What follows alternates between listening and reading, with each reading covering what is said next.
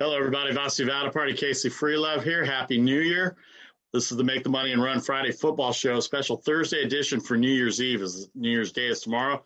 College football playoff semifinals are tomorrow as well. We'll start there. We're powered by Stables Media, sponsored by Viget. Download the Viget app.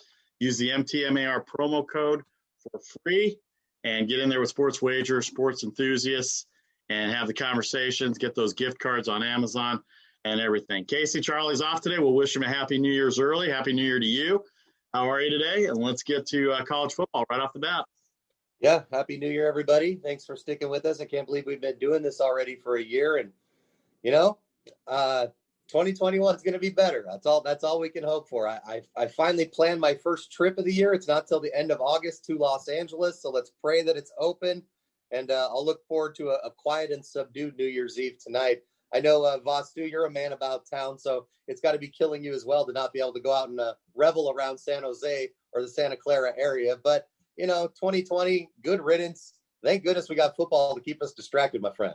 No kidding. All right, let's get to it here. College football. Let me give you some updates on the two games that took place today. I got the light behind me that is shining on me. Hang on one second here.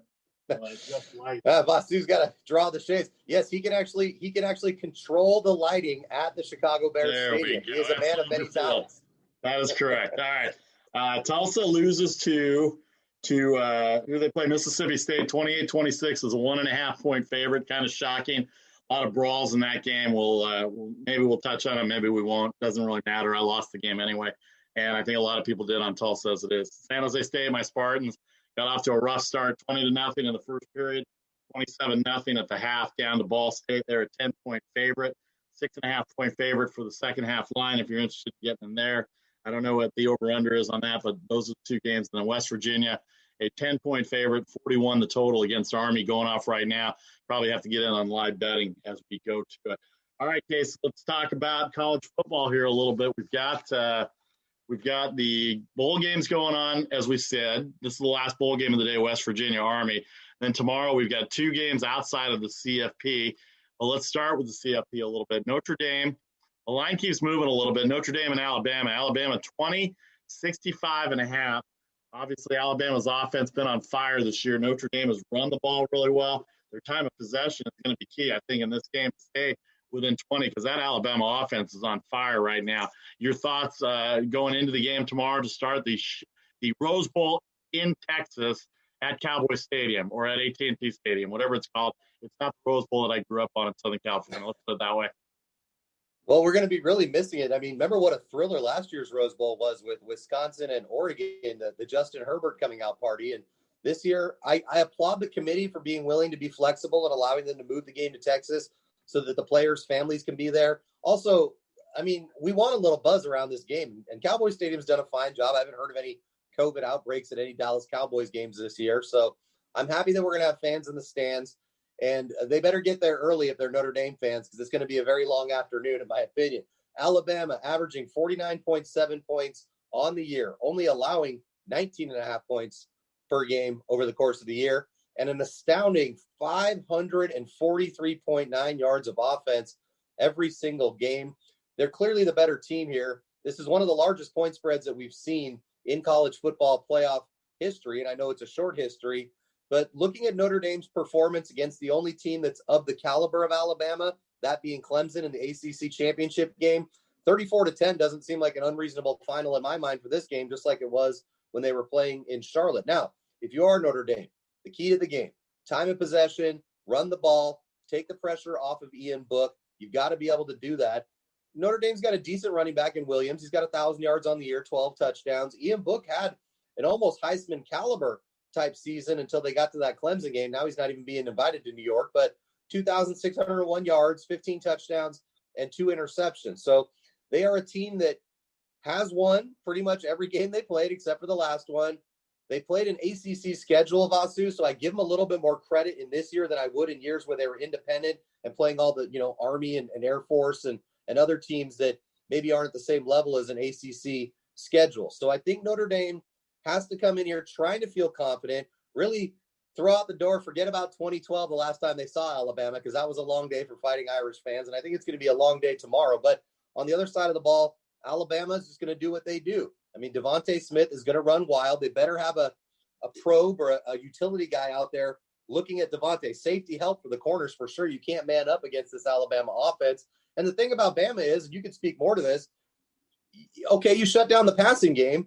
Then you got to deal with Najee Harris, who is just yet another in the line of elite running backs for this program. I mean, Najee, 1,262 yards on the season and an astounding 24 touchdowns. My goodness, this guy's hard to stop. Doing Antioch, California proud, by the way. He's just from down the road from both of us.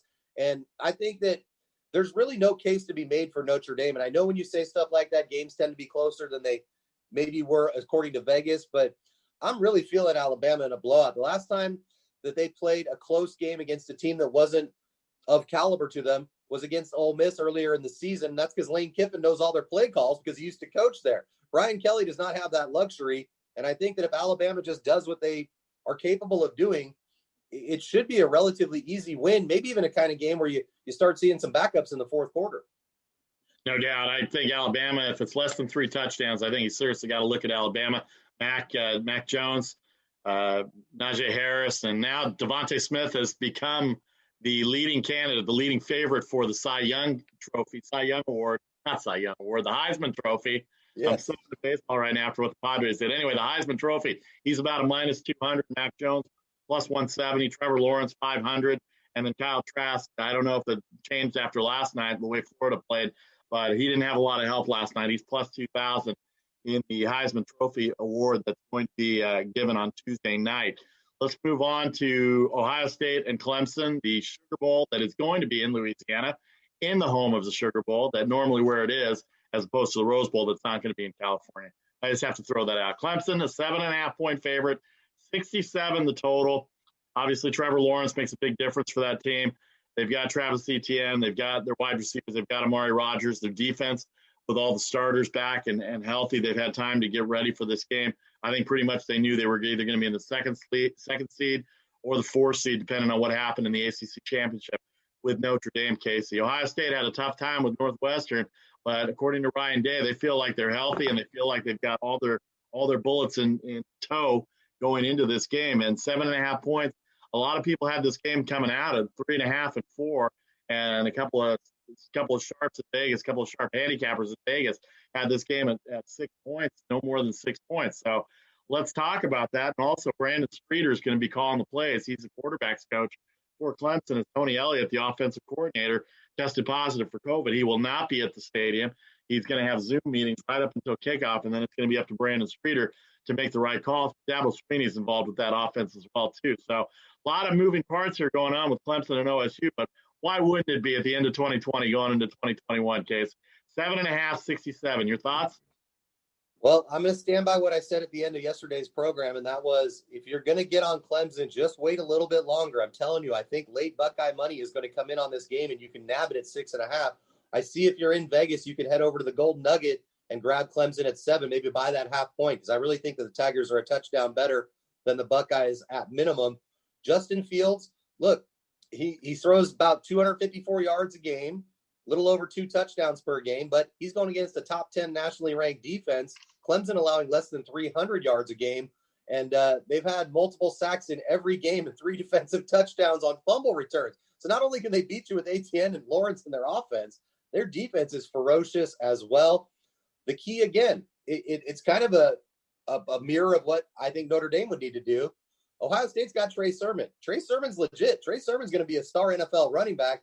You got to run that ball, get Fields comfortable. I guess the one advantage that Ohio State may have is that Justin Fields, when he was at Georgia, at least saw Alabama in person, so he knows a little bit about their personnel. What can you say about the Tigers that hasn't already been said? They're the class of college football. It seems like every year they're right there at the top. And the thing that Dabo Swinney has done there in South Carolina, of all states, building it into such a powerhouse, I mean, the guy is just all time. He's like the modern Mount Rushmore of coaches. He's right there with Coach Saban as far as building a program. At least Coach Saban had a program that historically was already the best. He just had to rebuild it. Clemson only had 1 national title before Dabo got there. So what he's done has been amazing. If you watch pro football on Sundays, folks, you know who Dabo Swinney is because he's put a lot of players on your teams, no matter what team you follow. That's how many guys are in the NFL off this team. I think for Lawrence and company, just stick to the script. Let Travis Etienne do what he does. That sets up play action passes. Amari Rodgers, very talented wide receiver, almost 1,000 yards catching this year. And this is the 6th straight playoff appearance for Clemson. So unless you're a freshman in that program, this is like old hat. Even if it's an odd year with the pandemic, you've been there. You understand preparation. You understand building towards a crescendo and being successful in the semifinal, if not the national championship game. And let's not forget, Vasu, the main point I want to drive home, because I'm a Buckeye hater. The last time these two got together, what an enjoyable afternoon. 2016 Fiesta Bowl semifinal, Clemson 3-1, Ohio State 0. That's right. They went all the way to Phoenix to score no points. 31-0 Clemson boat raced them. I don't think it's going to be that big of a blowout this time, but I'm not really giving the Buckeyes much of a chance. If I were a richer man, I literally would go drop, say, $5,000 on a 2-team money line parlay, those being Alabama and Clemson, to meet in the national title game. No doubt. So Clemson 7.5, 67 in the Sugar Bowl tomorrow night. That'll be at 8:20 Eastern. Alabama at 5 o'clock Eastern, minus 20, 65.5. Before we get to the other college bowl games that I'm interested in here for wagering purposes, let me ask you, out of the 4 quarterbacks, forget their career stats, forget everything outside of 2020. In 2020, if you had to rank the 4 quarterbacks of the final 4 teams, how would you rank them right now this year? Well, because Lawrence missed that one game, I give Mac Jones the edge, just because he has such talent at wide receiver, and Devontae Smith is going to be the first guy since the 90s to win a Heisman Trophy at wideout. So I'll give him 1. Lawrence number 2. And again, we're talking about just a sample size of this season and what's going on in college football. Lawrence number 2 probably would be my number 1 if he had been healthy for every single game, and they wouldn't have lost to Notre Dame the first time, in my opinion. I'll go Ian Book number 3 and Justin Fields number 4. Justin Fields feels to me like just Dwayne Haskins recreated. Good in college, not going to do much in the pros, and I think that he's going to be exposed by a much better defense tomorrow. How do you rank them? Yeah, I was that question came up in my mind, and I figured I'd get your opinion on that. I knew Alabama would be there, but I know you being pretty neutral when it comes to stuff like this, even though you're a big Alabama fan. But Mac Jones has had the best year of the 4 quarterbacks, there's no doubt. But you know what? Ian Book played every game, and I'm going to go with Ian Book second. Okay. It's a smidge over Trevor Lawrence because he did miss the game or two in the middle of the year, and it was tough on Clemson when he did not play. So just for that reason, I'm going to give Trevor Lawrence the 3rd spot, but only by a percentage point maybe. And then Justin Fields hasn't had a great year this year. He's thrown 5 interceptions, whereas last year he threw 40 touchdowns and 1 interception, or maybe 2 interceptions. I forget. I heard the stat this morning, but it's 5 interceptions and 22 touchdowns. They haven't looked great. Now they've got all their bullets back. So if they've got all their bullets back, it may be a better game for Ohio State when they go up against Clemson tomorrow night in the Sugar Bowl. All right, so news and notes before we take a break and go to the NFL here real quick. D'Eriq King for Miami, he had surgery on that knee. That was a rough hit he took the other night in a game that really didn't mean anything, but he was on crutches, and give him credit. He stuck it out. He didn't go on the cart, and he's had surgery today. Dan Mullen, after the game last night between Florida and Oklahoma, what a blowout that was. Obviously, Florida didn't have a lot of players. Mullen says, might have been a good idea if we skipped the game, no doubt. Obviously, that was the case. Kyle Trask said he's going to enter the draft as well, too. And then Georgia's James Cook, the running back, will miss the game against Cincinnati tomorrow. His father's unexpectedly passed away. What a rough way to end the year for having your father pass away. So thoughts go out to James Cook and the Georgia program, but that's going to be a rough game against Cincinnati tomorrow. Let's hit some of the games here. Some of the games that I'm interested in outside of the CFP. The Cincinnati-Georgia game, we just talked about James Cook not there. Georgia 7.5-point favorite, 51.5, noon Eastern tomorrow in the Peach Bowl. And then the Citrus Bowl, Auburn and Northwestern. Northwestern -4, 43.5. Let's start with Cincinnati and Georgia. I'm not sold on Georgia's quarterback. I mean, they've gone through 3 or 4 different quarterbacks. Their defense was good, but later in the year they started to give up points. And Desmond Ridder in Cincinnati wants to show the country, Casey, how good they are. I think they got kind of a raw deal going all the way down to number 8 or number 9. I know they're in the American, but they have played some tough competition. I think they're going to give Georgia a good game tomorrow. And I still am not sure about Notre Dame being in the top 4.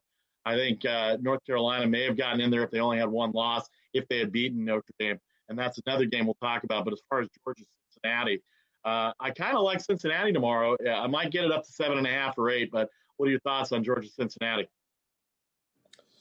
Well, credit Kirby Smart for making the switch. JT Daniels is a different quarterback. He's 3-0 since he's started, and Georgia's been averaging almost 500 yards of offense since he took over under center. And nobody's going to question that Georgia on paper is arguably a top 3 program as far as the talent that they have on the field. The question in games like this, Vasu, and we see it time and time again, the David Goliath story, a team that is in a bowl game they don't want to be in, even though they're at home. I think they're happy about that, but you're 7-2. You're playing for nothing against a team that has everything on the table, and their coach is giving a lot of props. Luke Fickell said that this is the best team that the Bearcats have played since he's been coached there, and this is a Cincinnati team that played Ohio State last year, so he knows a little bit about big-time football. COVID has played a problem at the University of Georgia. There's been some outbreaks there, and basically neither coach has announced whether or not players are going to be held out due to positives. That's, again, a thing about being a little leery on how much you're placing on these games if you're going to be betting tomorrow. But Cincinnati, I don't care what conference you're in, going undefeated is hard. Coastal Carolina going undefeated in the regular season was hard. I was very impressed by that. And, of course, you mentioned the loss of James Cook. That could be a big deal because he's a big-time ball carrier. But you got to imagine with the recruiting and the caliber of talent that Georgia attracts, they've probably got 2 or 3 running backs that are willing to kind of fill the bill on that. I guess the real key to the game, and you can speak more to this, is going to be the play of Desmond Ridder. He's got 29 touchdowns, 17 of those passing, 12 on the ground, kind of a dynamic talent who, if you kind of get in that spread offense, maybe empty the backfield or just have a single back, he can really find running lanes in between or even outside the tackle and kind of gash you that way. So I think the story of this game is going to be how motivated is Georgia to be there. And if they give the type of effort they're capable of, they should be able to win this game, maybe even by double digits, if they want to be there.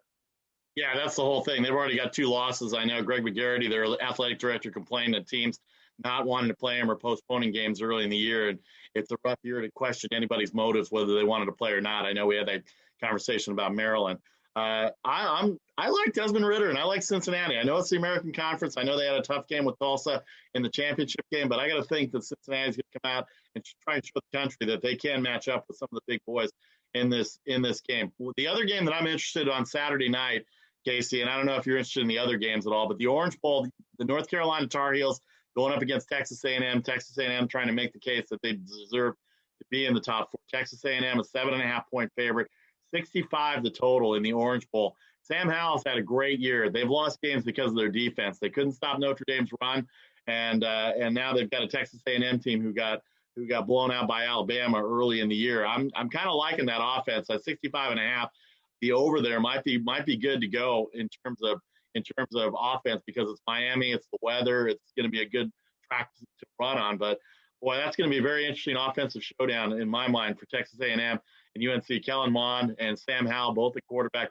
both senior quarterbacks. I think Sam Howell might be a junior, but both experienced quarterbacks. That's a game that interests me on Saturday night after the CFP playoff games are done from a wagering standpoint, as well as an entertainment standpoint too, Casey. Well, here's the problem for North Carolina. Their top 2 running backs, Williams and Carter, are out, and their top wide receiver, Brown, has opted out as well. And we saw what happens when your top-tier talent opts out, a la Florida last night. That was not a pretty night for them. One advantage, I guess you could call an advantage, is the fact that Mac Brown is very familiar with the A&M program going back to his days at Texas when they were both playing each other in the Big 12. Jimbo Fisher is a guy I've trashed up and down. I mean, $76 million.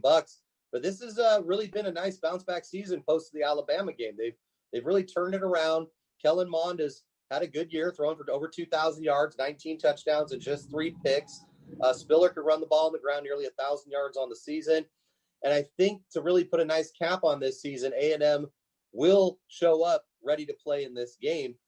North Carolina, I agree. They have the edge at quarterback. I have to totally agree with that. I like Howell. I think, in fact, he's probably going to be maybe starting in the NFL one day because he's got that kind of arm and talent and vision. 3,352 yards, 27 touchdowns, and just 6 picks on the season. I just wonder how much of a challenge the depth is going to be, not having their 2 best running backs and their top-tier wide receiver. Little lean towards A&M in that department, but maybe if you're looking at a game that might be a fun total to play, I have a feeling they are going to dance with that 65.5 and be right there at the end. We could see 10 touchdowns plus in this game, and I wouldn't be completely shocked. And this is another line that maybe might move. Maybe you get some late Carolina money and grab it at 7 if you're looking to take Texas A&M.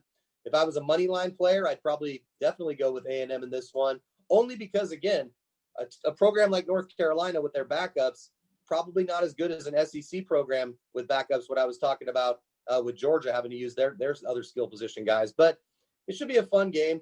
And let me ask you this. Is it smart to be games after the college football playoff? Shouldn't we have played all the damn bowl games before this, but then have the playoff be the main event?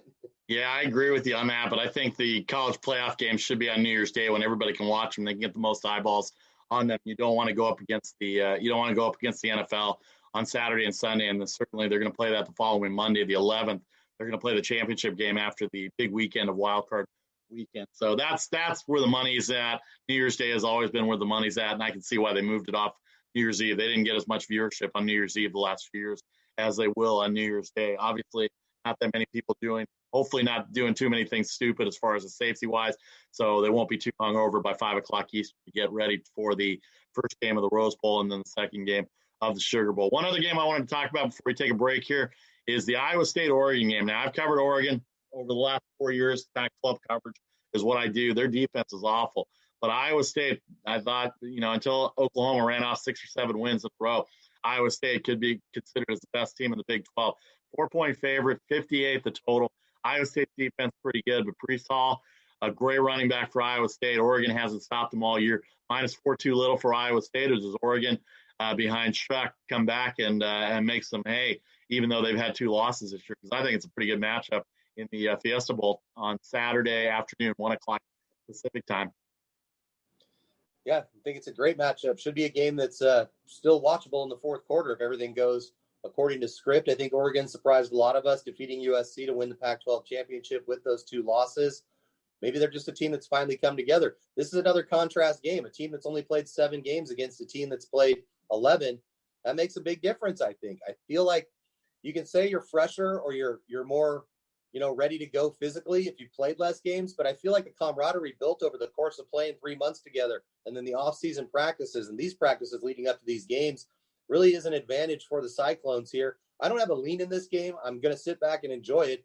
Thank you, ESPN, for putting on at 1 o'clock on a Saturday. Certainly take that as we are nursing our New Year's Day hangovers the next day. Believe me, it's going to be a 2-day binge-a-thon here, folks. But I think it's going to be a fun game. Wouldn't be surprised if Oregon pulls out the win, but I think Iowa State having a really good year. They've got a really great coach, too. They better cherish that guy and pay him a little bit more money if they want to keep him there in Ames, because that's not exactly a big-time football program.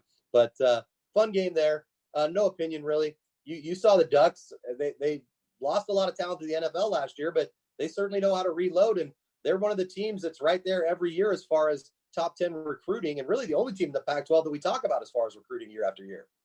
CJ Verdell can run the ball for Oregon. Tyler Shuck, if he limits the mistakes against a really good defensive squad for Iowa State, I think they can come out with a victory, although they had their 2 losses against their rival Oregon State. And Cal on the road really didn't say much for them. They were in the championship game. They were in the Pac-12 championship game, and then they came back and shut everybody up by winning the Pac-12 championship over USC on that Friday night after Thanksgiving, or the week after Thanksgiving. All right, coming up on the NFL, some NFL news and notes, a couple of injuries. If you're still playing fantasy football in Week 17, what the hell is wrong with you? And why is John Wolford going to be as important as Aaron Rodgers, Russell Wilson, and Drew Brees this weekend? The NFL and all the prognostications and all the permutations for playoff scenarios coming up on the break. This is the Make the Money and Run Friday Football Show, special Thursday edition. Happy New Year's to everybody. We are sponsored by Viget. Download the Viget app, use the MTMAR promo code, and also powered by Stables Media. Check out Stables Media as we go into the new year for all the different genres and different shows. Back in 30 seconds to Make the Money and Run Friday Football Show. Welcome back to the Make the Money and Run Friday Football Show, special Thursday edition. Happy New Year's to everybody. Vasu Vada Party, Casey Freelove, Charlie O on assignment today for New Year's Eve, so early Happy New Year's to him. Powered by Stables Media, sponsored by Viget. Download the promo code MTMAR. If you miss any of our live broadcasts on Facebook, we're here every day on Facebook Live. You can download and subscribe on any of the podcasting outlets, wherever you get your podcasts at. As far as Viget, use the MTMAR promo card. Get the coins for the Amazon gift cards, and also get in the conversation with the sports wagers, sports enthusiasts as well. All right, Casey, the NFL Week 17, a lot of maneuvering, a lot of positioning still to be done. Most of the playoff clinches have come in. Just a couple of teams that are waiting to see if they can get in or not, based on controlling their own destiny. I never understood that term anyway. Controlling your own destiny. Isn't your destiny already set? That may be a different question for a far deeper thought, but I just figured I'd throw that out there to see if anybody wants to comment on that on Facebook Live. All right, some NFL news and notes real quick. The Cleveland Browns have 2 staff members that contracted COVID 2 days ago, but they are going to get their 4 wide receivers back: Landry, Hodges, Peoples-Jones, and their 4th receiver. I forgot who their 4th receiver was. I have them in the other notes, but they're all coming back and they're off COVID list. Ryan Fitzpatrick tested positive for COVID. Tua Tagovailoa was already going to start, according to Brian Flores, after the Raiders game last week. But now with Fitzpatrick not even available there, I don't even know who the 3rd quarterback is for Miami. So Tua better have a good game, because there's a chance they may not make the playoffs if a lot of things happen. They have the tiebreaker edge over everybody. Dalvin Cook will not be playing on Sunday against the Detroit Lions. Not a meaningful game in any situation. His father also passed away.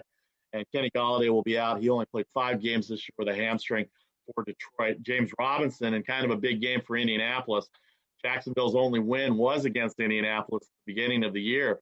And then they proceeded to go on a 14-game losing streak. And now they can really hurt Indianapolis' chances by having their 2nd win of the year by beating Indianapolis and sweeping them in the division, which would, if they were tied, would give them a tiebreaker in draft choices, I guess, is the only thing that I could see from there. And then in the what were you thinking making this comment again, Adam Gase? Adam Gase takes blame for the Jets offense not developing again in 2020. So thanks for that news, Adam. I think we watched that team all year, and we already know the Jets have already had a tough time. Sam Darnold and their 2 wins in a row, they've looked good, and we'll see what happens with the Jets in the offseason. All right, as far as the NFL games on the field, let's start with the NFC East. Case Dallas at the New York Giants. Dallas 6-9, Giants 5-10.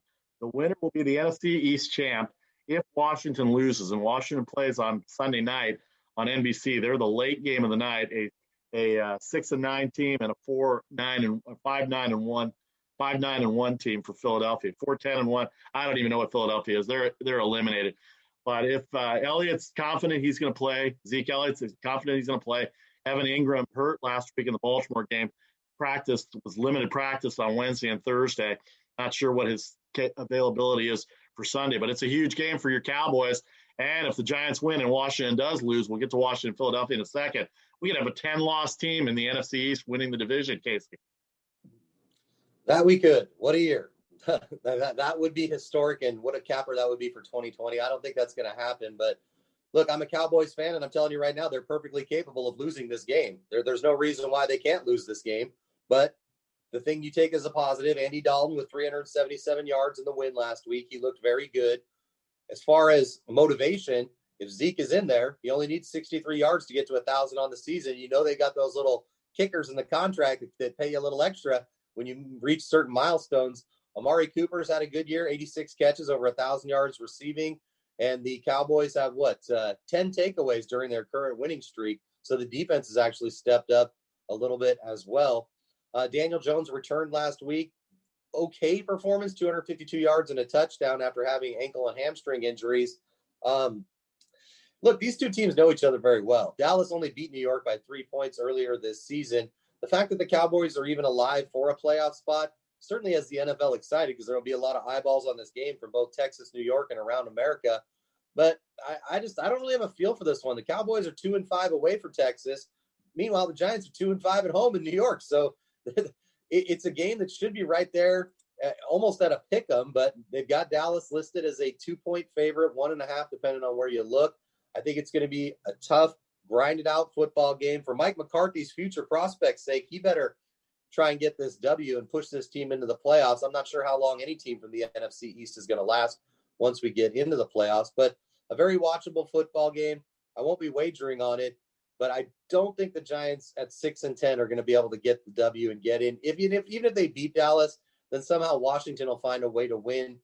Do we have an update on Alex Smith? Do we know if he practiced today, by the way, for Washington? I need to look. Yeah, we'll get to that. We'll get to that in a second. I have that next. Dallas, a 1.5-point favorite, as Casey referenced, 44.5 the total. Dallas trending up. That's why I think they're favored on the road. They did beat the Giants as a 9-point favorite way back early in the season, 30-27 victory in overtime. They were a 9.5-point favorite in that game before everybody saw how bad Dallas was going to be during the middle part of the year. But they are trending upward, and they probably will get the win, and Andy Dalton playing better. All right, Washington, Philadelphia, we said Sunday night game of the week. Alex Smith expected to start on Sunday.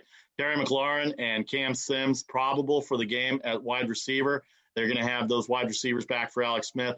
They got to create opportunity against that Philadelphia defense, who has let up a lot of yards the last few weeks. They looked awful against the Cowboys last week as a 3-point favorite.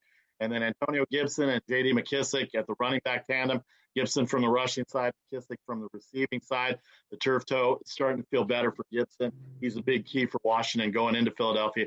They did win on opening day. The football club did over Philadelphia 27-17. The late line on that game before we came on air was Washington -3, 43.5 at Philadelphia on Sunday night. Your thoughts, Casey, on what Philly can do to help Dallas or the New York Giants, and what Washington can do with Alex Smith behind center? Well, it's going to be a different look. It's not the same team that Washington beat earlier this year because Jalen Hurts is a big X factor. I mean, the guy can run the ball, he can pass the ball. Yes, he hasn't had that much success early on, but what do you expect from a team that is 4-10-1? I mean, they're terrible. I will say this: they are 3-3-1 at home, so at least they've been able to play well when they're home in Pennsylvania. I think one of the keys in this game from the Philadelphia side is what's Deshaun Jackson's leg, hamstring, whatever that ailment is looking like, because he caught that 81-yard touchdown against the Cowboys and stupidly did a flip into the end zone, basically hurt himself again and was irrelevant. Not one more catch during the rest of the day. Darius Slay had a pick last week, so he's looking good. On the other side, look, Washington is the 4th-ranked defense in the NFL. Their offense may stink. They're 30th ranked, and that's mostly because Dwayne Haskins was playing earlier in the year. He's no longer with them, as we know. But Alex Smith, how's that leg going to hold up? How's Antonio Gibson going to play? And what's Terry McLaurin going to look like? Because those are the 3 key guys as far as the Washington offense. I think their defense will be fine and ferocious, and looking forward to taking on a rookie quarterback. Maybe look for a lot of blitzes to try and confuse Jalen. All in all, though, I don't know. I mean, I think if Alex is okay, they should win the game. That's the bottom line of the whole thing. And if they win it, they get into the playoffs, and it's not a full season loss. They can say, oh, look, the name change did us so good. We made the playoffs with the NFC East champs at 7-9. Woo! But Philadelphia is not just going to slouch over and let them run roughshod over by any means. That's why the game is pretty tight as far as the point spread here. And, I think Washington should win the game, but I don't know if they will win the game. They're 2-point favorites. It's another one I wouldn't put any money on. But if you're asking me to pick them since Alex Smith's starting, I'll say they do get it done.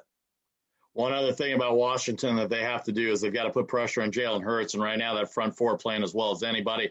That front four able to close up some of the gaps and deficiency that the secondary has had, giving up some yards when they haven't put pressure on.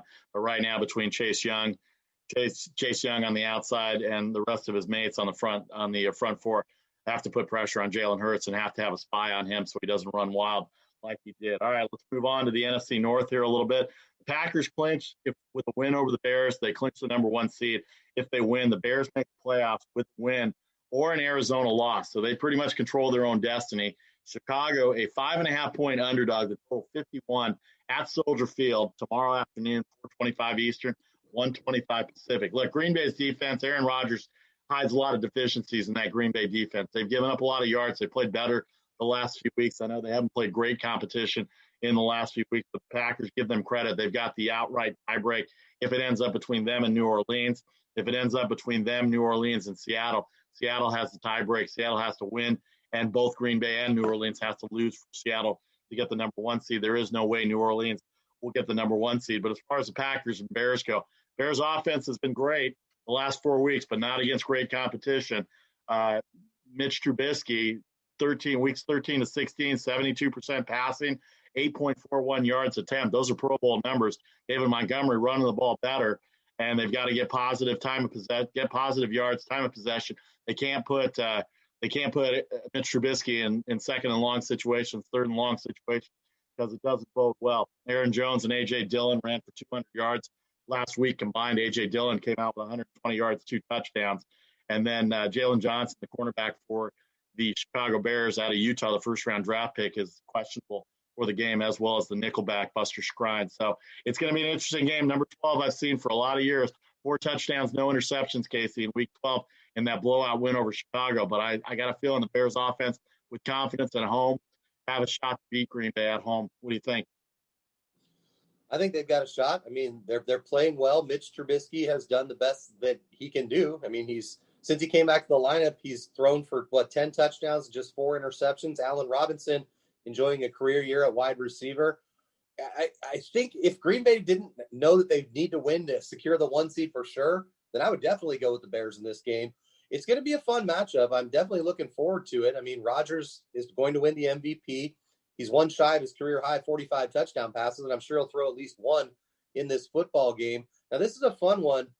If the Bears get in, they would be just the third team in NFL history to make the playoffs despite having a 6-game losing streak during any point of the year. Talk about a Jekyll and Hyde script. 8-7 on the year, 3-4 at home. I don't think it's the same team that Green Bay had no problem with earlier this year, winning 41-25 in Wisconsin. So this should be a closer matchup.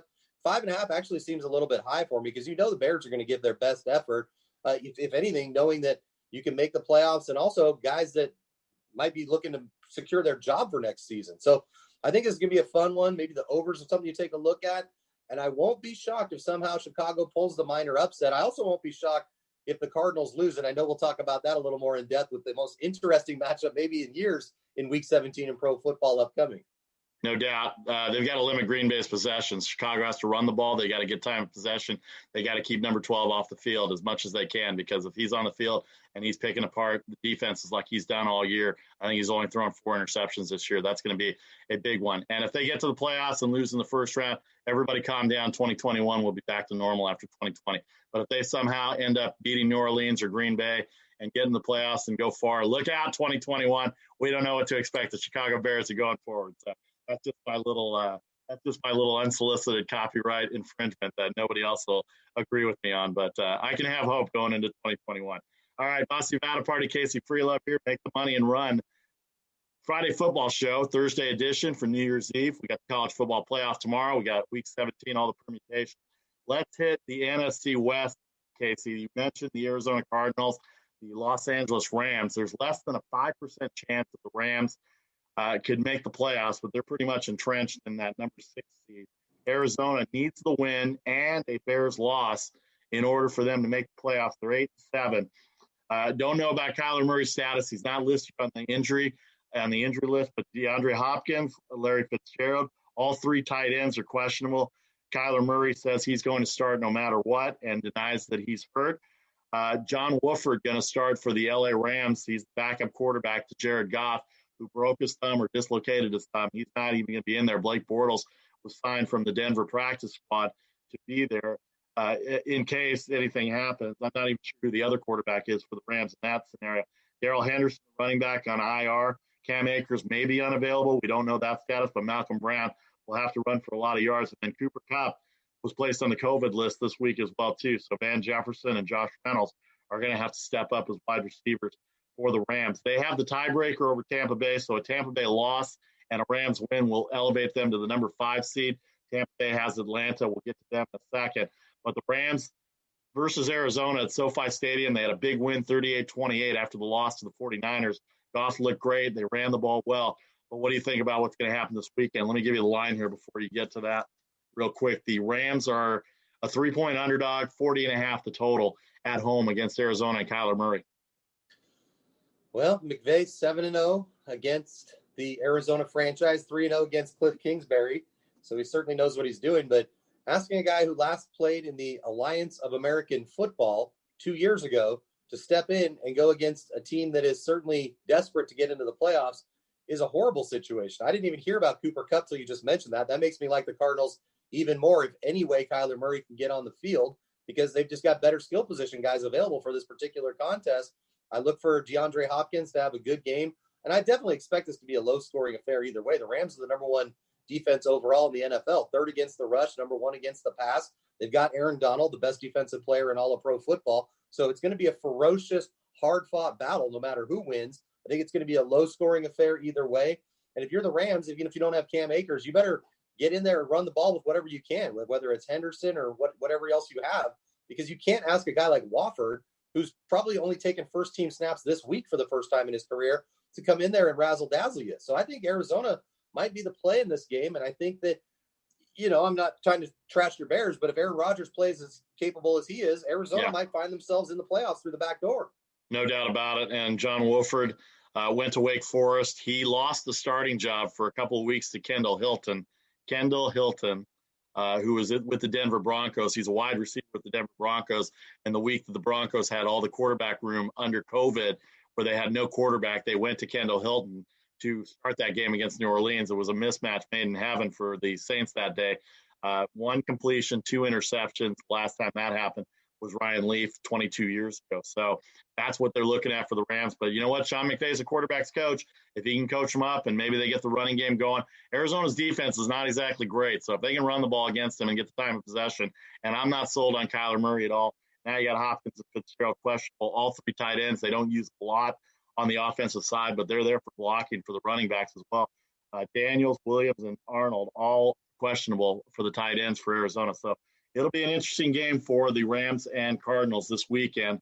Obviously, I got my preferences, but I'm very interested to see how Kyler Murray starts off. All right, let's move on to the NFC South here real quick. We've got the NFC South with, let me find it here real quick, NFC South.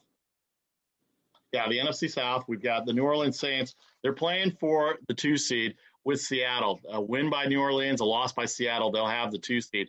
If Seattle wins and New Orleans loses, then Seattle will get the 2 seed in the scenario that they have. We talked about Seattle and San Francisco. We missed Seattle, San Francisco from that standpoint. Let me see if I can find that Seattle, San Francisco scenario that we've got here too. I had all these papers all set up here.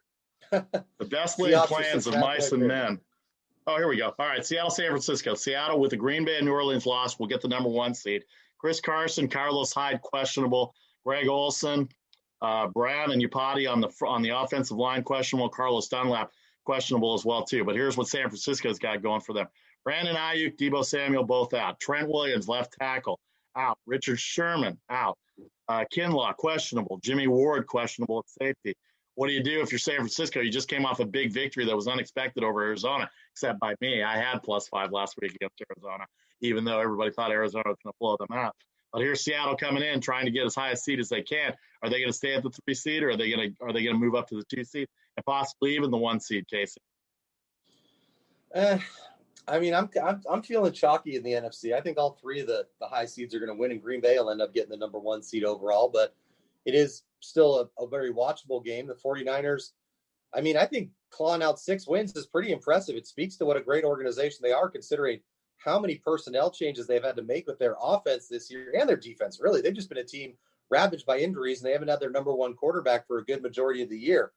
As far as the Seahawks, look out. DK Metcalf needs just 5 yards to move past Steve Largent for the most receiving yards in a single season. That's a record that stood since I was in grade school back in 1985. Lockett needs 36 yards to reach 1,000 for the season. It would make that duo the second duo in franchise history to have 1,000 yards in the same season, harkening back to the days of Joey Galloway and Brian Blades. There's a name you haven't heard since the mid-'90s. So they definitely are capable on offense. This 49er team is really hard to read, Vasu, because they're 1-6 at home. They're road warriors, baby. They win when they get on the road, but they can't seem to get a win in close Santa Clara County just down the street from you. So I think the Seahawks are going to get the victory here, and their defense is good enough to slow down whoever's back there, I guess Beathard, on a couple of drives and find a way to eke this one out. Russell Wilson playing near MVP caliber, and I think they really want to show that they're peaking as they head into the playoffs. And either way, they know they're guaranteed a home game no matter what happens in this particular matchup. Seattle, a 6.5-point favorite, 46 the total. Yeah, all those guys out for San Francisco, and the way Seattle's defense has played the last 3 weeks, including that Rams game last week where they just dominated Jared Goff in that running game, able to get the NFC West division when everybody thought they were out of it based on all those yards that they gave up in the first half of the season to the playing against the opposition that they did. They gave up a ton of yards on defense. But the last 3 weeks, somebody got in their ear, and Ken Norton or Pete Carroll got in their ear, and they played great. They've limited the number of points. They've limited the number of yards. All right, finally, now we get to the NFC South. Before we take a quick break here, New Orleans on a number two path here, or the number 3 seed with Seattle win. If they win and New Orleans loses, as we said, Seattle gets the 2 seed. Michael Thomas on IR again. Deontay Harris, their kick returner, on IR. Latavius Murray questionable. Marcus Williams, their all-pro safety, is questionable as well too. And now you've got them going up against Carolina, who won't have McCaffrey. But where do you think New Orleans? What about Drew Brees? You think he's healthy and coming back, or they just rely on the running game and kind of pound it out against Carolina. After all, Kamara did have 6 touchdowns last week against Minnesota, so I would think that'd be a good formula while you give Breeze another week to get ready for the playoffs. Yeah, and don't even be surprised if maybe Taysom Hill gets mixed in there too. Why not? I say let Breeze continue to heal. Excuse me, that's your best case scenario there. New Orleans is better than Carolina. Carolina, basically my game of the year last week, though I knew they were going to beat Washington because Dwayne Haskins stinks, and that's why he's no longer a member of that team. But getting back to this one, I think Carolina is a team to watch next year. They're going to be much better when healthy. Not having Christian McCaffrey and still grinding out 5 wins on the season is nothing to slouch at. I think it's also good for New Orleans. I don't know exactly what the weather forecast is for Bank of America Stadium, but the Saints better get used to playing outside on grass because chances are the road to the Super Bowl is going through Green Bay, Wisconsin, and there will be grass and there will probably be weather. So it's a nice end of the year game. I think the New Orleans is certainly capable of getting the victory. They're 6.5-point favorites. I like them on the money line, and I think they find a way to get it done. Yeah, it'll be very interesting. I think New Orleans will come away with a win. I think Carolina has done a terrible job stopping the run this year. Even with Murray questionable, you still got Kamara who can catch and run. Their defense has been very good all year, and I think defense travels. They talk about the Saints not being able to make it out of the Superdome and play on the road in bad weather. I think that defense will travel very well for New Orleans. And then the last note before we go to break here, Tampa Bay with a win will claim the 5 seed. If they lose and the Rams win, they'll be in the 6th slot, which means they'll have to play Seattle or New Orleans in the first round. But that 5 spot is a very interesting spot, Casey. They would play the NFC East division winner, and that's going to be an interesting. It'll be a road game for the 5 seed, but you got to think that the whoever has the number 5 seed is going to be the favorite going into Wild Card Weekend. What do you think about Tampa Bay? Tampa Bay, a 6.5-point favorite, 50.5 the total. I give Atlanta credit. They almost had Kansas City last weekend, and I hope Raheem Morris keeps the job. I think Atlanta has played better the last few weeks, and they could have a better record than they did. But I think this might be a Tampa Bay game. Whether they cover or not is a different story. I don't think they'll cover, but I like them to win the game, and I like them to maintain that 5 seed in the NFC South and in the NFC playoff structure. Well, don't forget, Atlanta had a 17-0 halftime lead over the Buccaneers just a couple of weeks ago, and they blew it. And here's the most fun fact I found on this game. When 2 divisional squads play each other twice in a 3-week span, as is the case, the losing team from the first matchup has gone 20-5 against the spread in the rematch. I mean, that's an eye-popping number there. Falcons hang in there. Bucks win it by a field goal. I don't have much to say about the game. Let's go, Tom. Terrific there. If my Cowboys don't make the playoffs, the Bucks are the only team in the NFC I'll be rooting for in the playoffs. It'll be an interesting scenario depending on what seed they get, because I think I wouldn't say the number 4 seed is a gimme, but it's about as close to a gimme as you're going to get in terms of who wins that NFC, either the Giants, the Cowboys, or the Washington Football Club. All right, we're going to take one last break here. We're going to hit the AFC real quick after we hit these messages. Thanks to everybody on Facebook Live, David Andrews, Robbie as well. Everybody on Facebook Live, thank you all year for supporting us. If you missed any of the live broadcasts, you can download, subscribe on any of the podcasting outlets, wherever you get your podcast at. Check out Stables Media. That's who powers us. And then Viget, of course, our sponsor. Use the MTMAR promo code for free and get on there and get in there with sports wagers and sports enthusiasts. Vasu Vada Party, Casey Freelip. Happy New Year's to you. Charlie O on assignment. We'll be back in 30 seconds with the conclusion of the Friday Football Show, Thursday special edition for New Year's Eve. Welcome back to the Make the Money and Run Friday Football Show, special Thursday edition on New Year's Eve. Happy New Year's Eve out there to everybody who supported us all year. Next week on Friday for the Friday Football Show will be our year anniversary going into the Wild Card Weekend. We're here every day at 4:10 Eastern, 1:10 Pacific for the Daily Sports Report as well on Facebook Live. If you miss it, you can download it and subscribe on any of your podcast outlets. All right, Casey, in our last 10 minutes here, the AFC South, Tennessee at Houston, an interesting matchup. Tennessee losing their last few games. They're 10-5. They're tied with Indianapolis in the AFC South. A win by Tennessee. They have a tiebreaker. Indianapolis still has a chance to not make the playoffs, even at 10-5. They've got to get a win against Jacksonville. That's Jacksonville's only win was against Indianapolis back in week 1, as we stated. A.J. Brown questionable. 3 offensive linemen questionable for Tennessee. Houston, Kiki Kote, the wide receiver, is questionable. Laramie Tunsil is probable for the left tackle. They lose all the tiebreakers to Cleveland and Baltimore, by the way, too. If they win, they're in the division. But if they lose, they could fall all the way down to 7 because of their tie-breaking loss to Cleveland. They have the tie-breaking win over Baltimore as well. So a very interesting scenario. They could go from 4 all the way down to 7. by the week's end. What do you think about Tennessee, Houston, Jacksonville, Indy? Well, I mean, Houston's terrible against the run. They're 31st in the NFL. They allow over 150 yards rushing per game. I'm a little disturbed that you just mentioned there's 3 linemen potentially hurt, though, for the Titans. That's certainly – I mean, Derrick Henry's a star, but you got to open up holes for him to run through. I think Tennessee gets it done there. I'd even lay the 7.5. I think they're going to take care of business. The Texans have quit on their season. J.J. Watt kind of told the whole world that last week. He's the only one that seems to care, him and Deshaun Watson. So I'll take the Titans to roll in that contest. As far as the Colts and Jaguars, I think Indy's going to get it done and in a big way. I'm not afraid of the 14. In fact, that's going to be one of my plays that we'll get to in a little bit. Colts are going to blow the doors off the Jags. Their season's done. Their number 1 pick is secured, and the Colts desperately want to make the playoffs, and they know they've got to win to be able to do so. Look for Taylor to have a big game. Look for T.Y. Hilton to do well. And Phillip Rivers, my goodness, Father Time loves this man. 4,005 passing yards, 23 touchdowns on the season. What a year for him. So I'll take both the Colts and the Titans, and I think both teams could potentially cover. Indianapolis going with backups at both left tackle and right tackle. Pittman Jr. questionable, Rivers questionable, but you got to figure they're going to play. A win and a Tennessee loss. The Colts are in as a division. Cleveland loss. The Colts in. Baltimore loss moves up to the number 6 because they have the tiebreaker. They'll be 1 game ahead of Baltimore and Cleveland. Everybody's at 10-5. All right, let's go to the AFC North now real quick. Pittsburgh at Cleveland. No Roethlisberger, Mason Rudolph facing Myles Garrett after the reunion from last year of what happened on the field with Myles Garrett swinging the helmet. Pittsburgh's a division winner. They're still playing for the number 2 seed with Buffalo. Not sure why they're not starting Roethlisberger with that.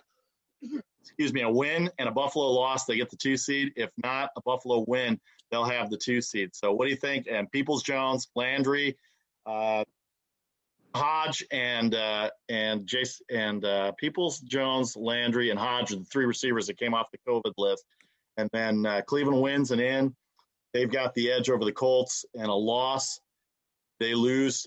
Baltimore loses. They lose the tiebreaker in the number 6 seed to Miami, and Miami has the tiebreaker over Baltimore. But Baltimore has the tiebreaker over Cleveland. What do you think about Pittsburgh, Cleveland, and then Baltimore, Cincinnati as we wrap up here on the Friday Football Show? Well, 3 seasons removed from 0-16, the Browns potentially in the playoffs. Baker Mayfield making funny Progressive insurance ads out there at the Browns Stadium, and this line is blown up. It opened with Cleveland -4. They're up to -9 now because Big Ben isn't going to play in the game. I don't expect to see anything between Mason Rudolph and Myles Garrett. That's last year. That's old news. And this is a better Browns team. I think because Big Ben isn't in there and Rudolph hasn't really had a chance to be under center, I would side with the Browns as far as they should be favored. I don't know about by 9 points, but they're desperate. They want to get in there. They're right there. Basically, if you win, you're in. And Pittsburgh is kind of laying the setting the table for you, really, by saying we're going to rest our quarterback. And let's consider this, Vasu. The summation of that game is Pittsburgh hasn't run the ball for diddly squat in weeks. So if you got a backup quarterback in there forced to make throws, I think the Browns secondary has got to be really licking their chops as far as their ability to get it done in this football game. And I expect that they will find success in this game and get the W. I don't know about 9, though. 9 seems like a lot of points. Yeah, for that defense, that seems like a lot. Good. We'll get to the picks in a second here. Let me just go through it here real quick. Cleveland, if they win, Baltimore loses, and Miami loses, they'll get to the 5th spot. They could get down to the 7th spot if everybody ends up winning. They lose the tiebreaker, Baltimore and Miami. As far as Baltimore, they could get all the way to the 5 seed if Cleveland, Indianapolis, and Miami all lose. That's where that goes. Let's talk about Miami for one quick minute. Ryan Fitzpatrick not going to play. He had tested positive for COVID. Hope he's feeling better. But Brian Flores said that Tua was going to start already after last week's win over the Raiders, in which Fitzpatrick came back and got the win late in the game. What about Miami and their chances in the playoffs as far as staying in the 5, 6, or 7 seed, Casey?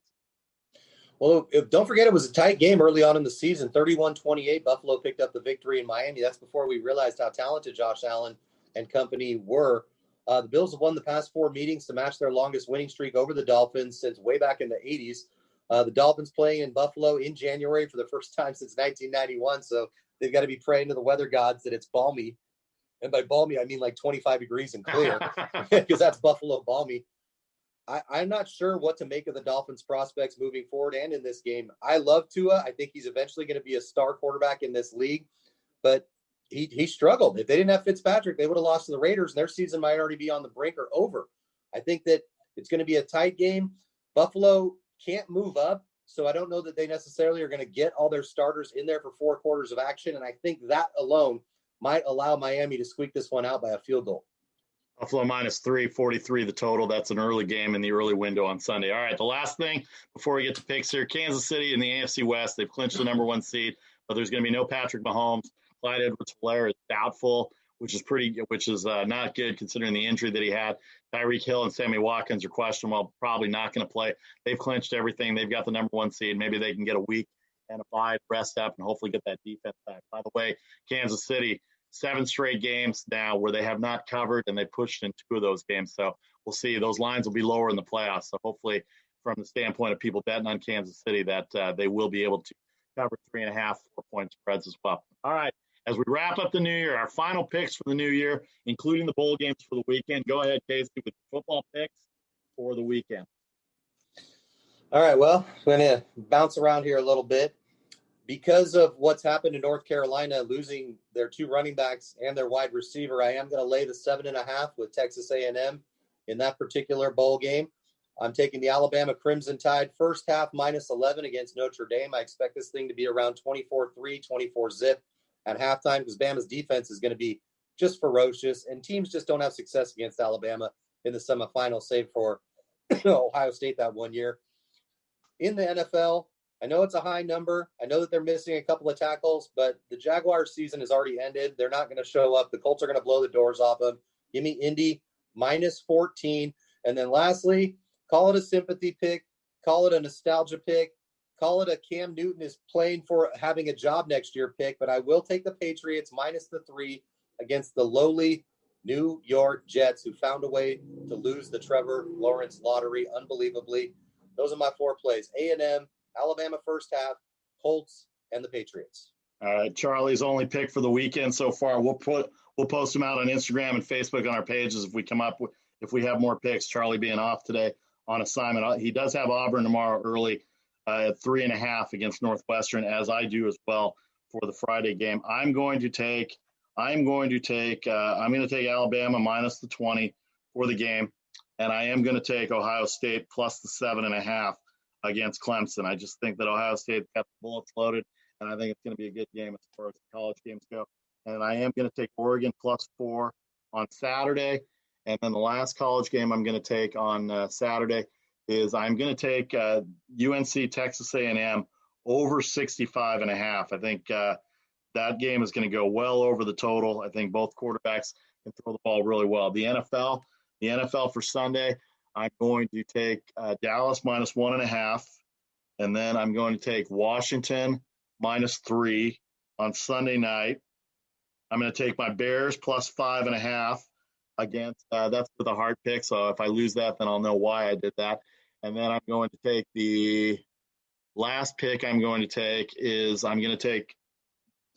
Tennessee Titans. Actually, I take that back. I'm going to take the Houston Texans +7.5 for the weekend.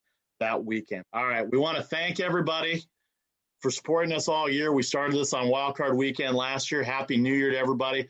Hopefully we'll have nothing but games to talk about, no more COVID or very little COVID to talk about. Stay safe, stay healthy. Thank you for watching us all year.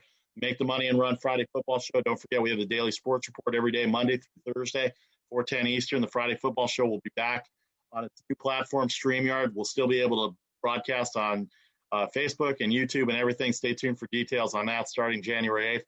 That'll be our 1-year anniversary show. Charlie on assignment, and early Happy New Year's to him. Casey, Happy New Year to you. Thank you for being here with me for the year on this show. It's been a fun ride. Let's go into year 2 hot, for lack of a better word. Let's go. Let's test negative and stay hot positive.